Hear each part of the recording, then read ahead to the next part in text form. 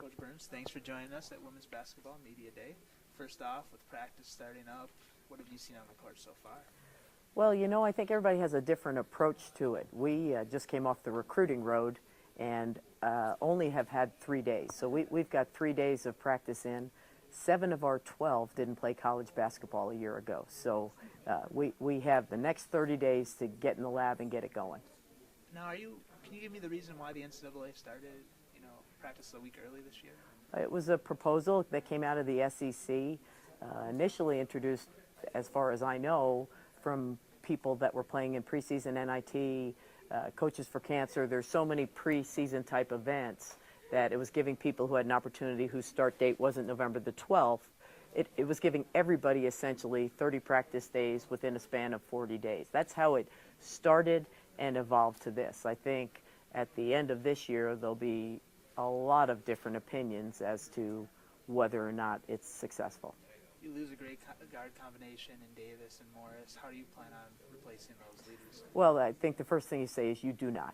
You do not replace what Quinice Davis and Janae Morris did for us for a lot of reasons. We finished our fifth. They were our first graduating class. We came to San Diego State. In 2006, we won 0 games.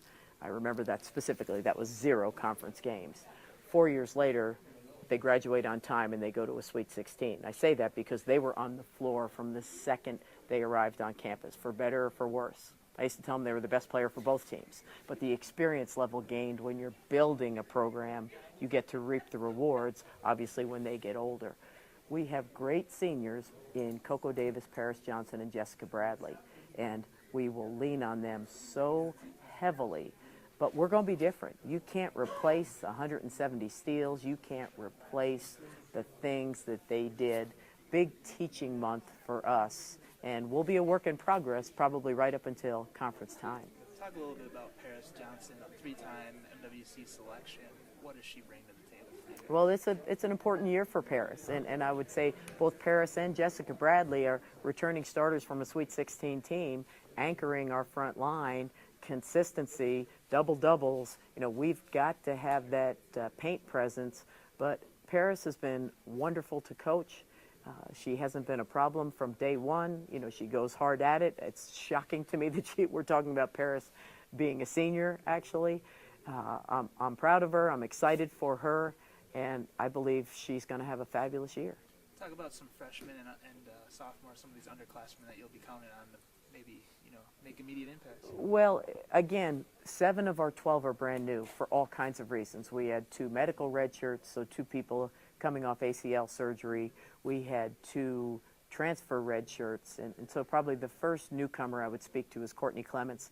Courtney Clements was on the All Pac-10 freshman team in Arizona, is a very, very good scorer, a very skilled combo guard. It's too much to ask of her to become Janae Morris. She'll never be Janae Morris because she's a different kind of athlete, but she's a really, really skilled athlete, and as she gets more and more comfortable in our system, obviously advantage from a redshirt year, I think you're going to see big things from her often. Another one of our rookies that we're really excited about is Melissa Sweat. And Melissa Sweat played on a really, really high-caliber club team, has played against the best age group basketball players in the country, again playing kind of a combo spot, which will enable us to slide Coco Davis. We'll still have a Davis running the team. Instead of Q, it's going to be Coco. It'll enable us to slide Coco to the point a little bit more, but I think those 2 key right out of the gate are really going to compete to contribute right away. Sure, you talk about all the newcomers, but how beneficial was the tournament run for the returning players? Well, it's a source of pride. But that was then, and this is now.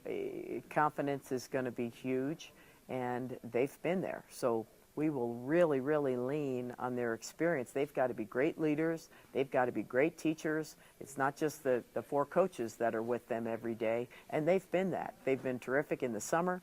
They've been terrific in the fall to date in our workouts of helping us get everybody up to speed. With that said, we're going to have to scrimmage a lot to get game ready. It's those kind of things that you got to have the experience to do what you're going to do by doing it.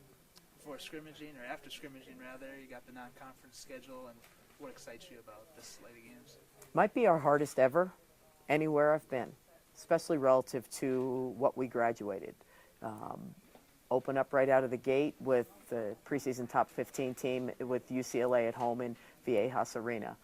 All three tournaments that we're in a Nevada tournament, we're going to play Minnesota, potentially NC State. We're in an SC tournament where we're going to play Dayton, potentially SC. In our own tournament, Texas A&M.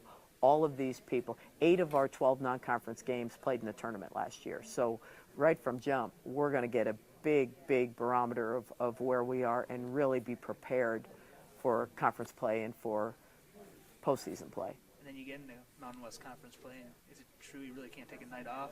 How accurate is that?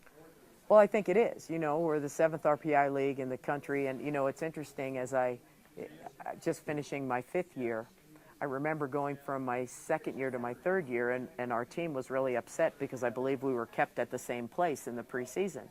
And I said, and they were like, "We're so much better." I said, "Of course we are, but who are you going to jump over?" That's how good this league is. How good is CSU? CSU's good. Potentially as an all-conference first-team player, 8th doesn't sound good, but they're good. You know, night in, night out, they can beat anybody in this league. And I picked CSU because I saw they were 8th. You pick Vegas. Look how their teams have changed. But are they going to jump over TCU with everybody back? Are they going to jump over BYU with everybody back? Are they going to jump over Utah with the freshman player of the year and a great transfer? So, yeah, you don't take a night off. And I don't answer questions quickly, so sorry. I roll your tape. This is perfect. We appreciate your time, and best of luck this year. Thank you very much. You.